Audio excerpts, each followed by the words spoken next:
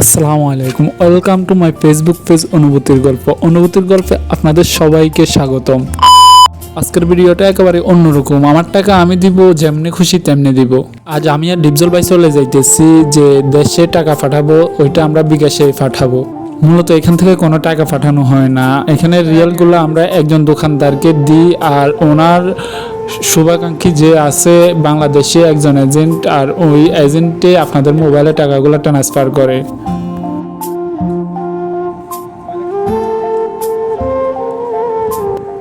আর রাতের দৃশ্যগুলো আমার কাছে খুবই ভালো লাগে, রাতে ঘোরাফেরা করতে অনেক ভালো লাগে আমার। আমি দিনে তেমন একটা বাইরে হই না, আর দিন অতিরিক্ত রোদের তাপমাত্রার কারণে বাইরে হইতে মন চায় না। এখানে যে হাওয়াগুলো থাকে ওগুলো একেবারে গরম হাওয়া, নাক মুখ দিয়ে যে ঢুকে মনে হচ্ছে কোনো কলকারখানা থেকে হাওয়াগুলো আসে আমার নাকে ঢুকতেছে বা মুখে ঢুকতেছে, এরকম একটা অবস্থা থাকে।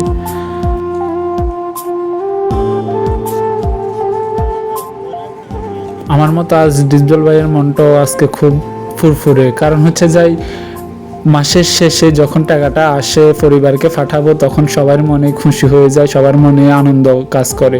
পুরো মাস কাজ করার পরে যখন স্যালারিটা আসে, কম হোক বেশ হোক যাই আসুক, মানে পরিবারকে কিছু টাকা দিব আর পরিবারের মুখে হাসি ফুটবে, খুবই অন্যরকম এক ভালো লাগা কাজ করে নিজের মনে।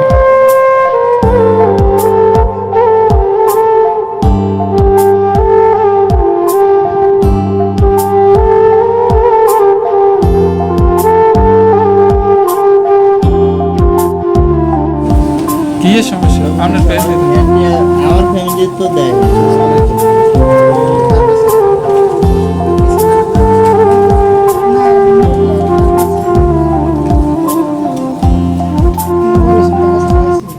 দেখছেন ডিপজল ভাই আপনার টাকা বাস করে মানে উলাইতেছে না এত টাকা। আসলে গেছে মাসে ডিপজল ভাই টাকা দেয় না বাড়িতে, ওই কারণে এই মাসে অনেক টাকা ওনার হাতে, মানে 2 মাসের টাকা একসাথে করে তারপরে হচ্ছে যাই দেশে পাঠাইতে।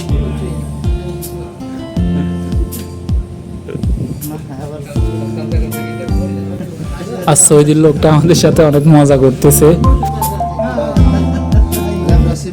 এই দোকানটা থেকে আমার সবসময় টাকা পাঠানো হয়, কারণ এখানে আমি টাকা জমা দেওয়ার পর 5 মিনিট পরে আপনার টাকাটা চলে যায়।